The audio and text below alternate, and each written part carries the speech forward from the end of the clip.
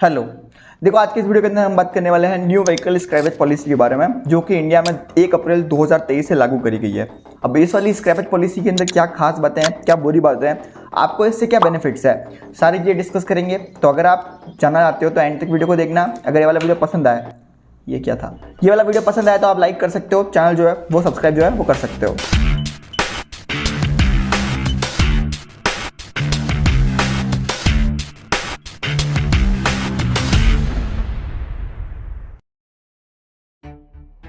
देखो, इंडिया में आज से पहले जितने मेट्रो सिटीज़ थे उनके अंदर ये रूल आपने सुना होगा कि भाई डीजल गाड़ी जो है वो आप 10 साल ज़्यादा नहीं चला सकते, और जो पेट्रोल गाड़ी है उसको आप 15 साल से ज़्यादा नहीं चला सकते।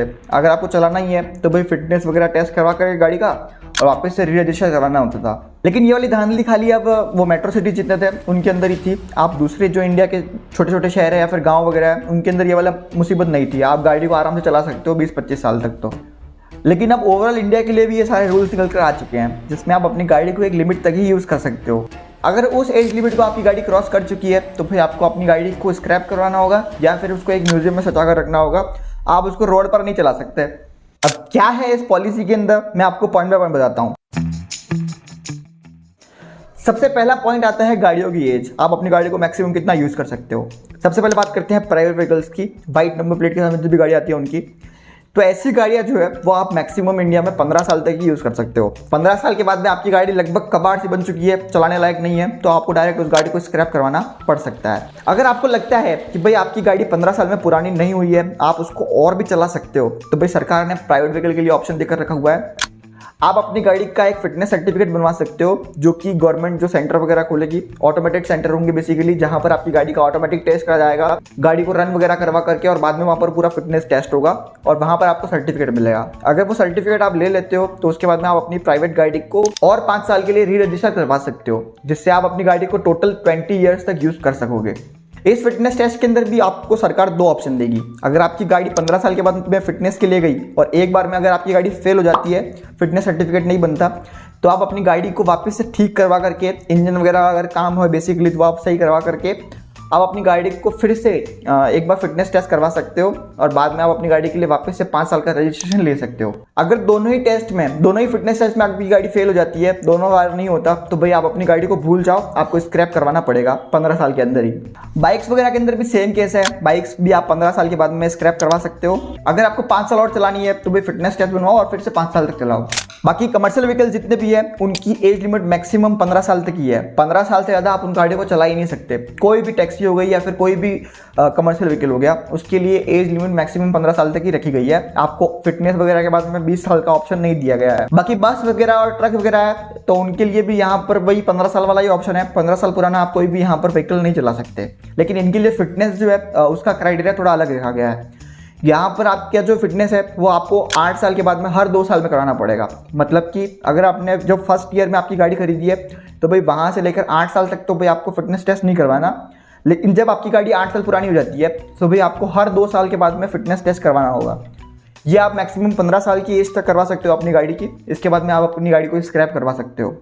तो ये कुछ इस टाइप की एज थी आपकी गाड़ी की कि भाई आपको कब स्क्रैप करवाना है और कब आपको फिटनेस सर्टिफिकेट वगैरह बनवाना है। तो ये सारे रूल जो है वो ऑल ओवर इंडिया लागू हो चुके हैं। अब स्क्रैप करवाने के लिए भी आपको अपनी गाड़ी को एक मान्यता प्राप्त स्क्रैप सेंटर के अंदर ले जाना पड़ेगा, और वहीं पर जाकर आपकी जो गाड़ी है वो आप स्क्रैप करवा सकते हो, और स्क्रैप पर जितने भी बेनिफिट्स है वो आप ले सकते हो। अब ये मान्यता प्राप्त जो स्क्रैप सेंटर है वो गवर्नमेंट आने वाले टाइम में धीरे धीरे खोलती जाएगी, और दिल्ली एनसीआर में मेट्रो सिटीज वगैरह जितने भी है उनके अंदर उन्होंने खोल के भी रखे हुए हैं। अब ये वाली पॉलिसी अभी जो तुरंत लागू हुई है, इसलिए इसको थोड़ा डील वगैरह भी दी है सरकार ने कि भाई अगर आपकी गाड़ी पुरानी है तो भाई आप स्क्रैप करवा सकते हो। अभी आपकी इच्छा के ऊपर निर्भर करता है 2024 तक। अगर 2024 तक आपने स्क्रैप नहीं करवाई है तो भाई आपको 2024 के बाद में मैंडेटरी है कि भाई आपको स्क्रैप करवानी ही पड़ेगी, आपकी मर्जी हो या फिर नहीं हो। वैसे अगर आपकी गाड़ी 15 साल पुरानी हो चुकी है तो भाई फिटनेस सर्टिफिकेट बनवा लो यार, तो फिर 5 साल और मतलब चला सकते हो उस गाड़ी को। अब बात करते हैं बेनिफिट्स की। तो देखो, यहाँ पर आपको टोटल 4 बेनिफिट्स मिल जाएंगे स्क्रैप करने के बाद में आपकी गाड़ी को। सबसे पहला तो भाई आपकी गाड़ी जो है, जो पुरानी गाड़ी है, आपने उस गाड़ी को जितने में खरीदा था उस वैल्यू का आपको करीबन 4 से लेकर 6% तक वापस रिटर्न मिल जाएगा। मतलब कि आपकी गाड़ी का 4 से 6% का वैल्यू जितना भी है, मान लो आपने गाड़ी को 10 लाख रुपए के अंदर खरीदा था, तो भाई उस 10 लाख का आपको करीबन 40,000 से लेकर 60,000 रुपए तक डायरेक्ट हाथों हाथ आपको मिल जाएगा। अगर आप अपनी गाड़ी स्क्रैप करवाते हो तो। दूसरा बेनिफिट ये है कि भाई आप जब भी अपनी नई गाड़ी लोगे तो भाई उस गाड़ी पर आपको कोई भी रजिस्ट्रेशन शुल्क जो है या फिर रजिस्ट्रेशन चार्ज जो है वो आपको नहीं देना होगा, वो आपके लिए फ्री होगा रजिस्ट्रेशन। अब रजिस्ट्रेशन का मतलब ये नहीं कि भाई बहुत बड़ा अमाउंट है।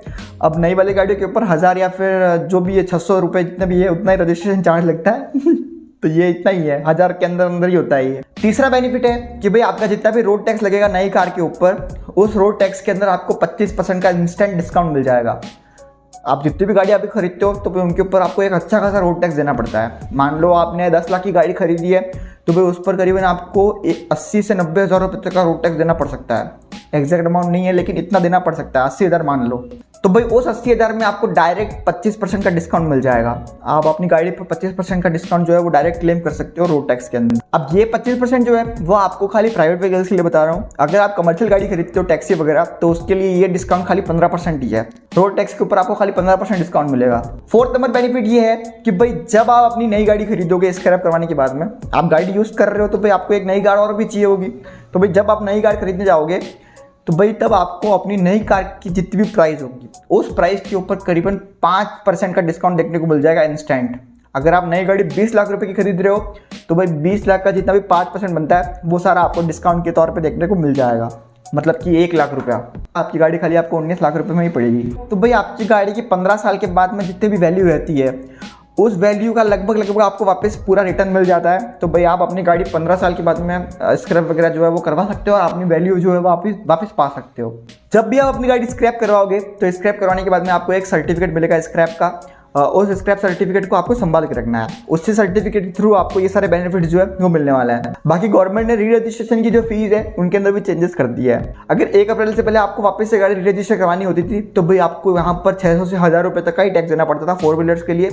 2 व्हीलर्स के लिए ये वाला टैक्स जो था वो खाली 300 रुपये था। लेकिन आज 1 अप्रैल के बाद में ये री रजिस्ट्रेशन जो है इसकी जो कॉस्ट है वो करीबन प्राइवेट व्हीकल्स के लिए 4 व्हीलर्स में 5000 रुपये तक हो चुकी है और जितने भी मोटरसाइकिल वगैरह है उनके लिए ये कॉस्ट जो है री रजिस्ट्रेशन की वो 1000 रुपये तक हो चुकी है। बाकी अगर आपका कोई कमर्शियल व्हीकल है तो भाई उसके लिए कॉस्ट और बढ़ चुकी है। पूरा चार्ट आपको स्क्रीन पर दिख रहा होगा। आप री रजिस्ट्रेशन फीस जो है उसको यहाँ पर देख सकते हो। देखो गाड़ी का एक साइकिल होता है, जितनी आपकी गाड़ी नहीं होगी उतना ही ज़्यादा आपकी गाड़ी जो है वो अच्छे से चलेगी, उतना ही कम पॉल्यूशन करेगी। लेकिन जैसे जैसे आपकी गाड़ी पुरानी हो जाएगी उतना ही उसके अंदर बिगाड़ आने के चांसेस है और साथ में वो पॉल्यूशन जो है वो भी ज़्यादा कर सकती है।